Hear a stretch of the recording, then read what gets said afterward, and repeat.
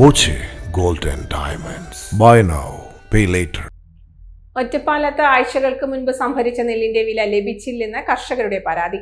അമ്പലപ്പാറ പഞ്ചായത്തിലെ ചുനങ്ങാട് പുളിഞ്ചോട്ടയും മുട്ടിപ്പാലം മഞ്ഞളാടിപ്പടിയിലെയും 100-ലേറെ കർഷകരാണ് പണം ലഭിക്കാതെ ബുദ്ധിമുട്ടുന്നത്. കഴിഞ്ഞ മാസമാണ് സപ്ലൈകോ നിയോഗിച്ച മില്ലുകൾക്ക് നെല്ല് കൈമാറിയിരുന്നത്.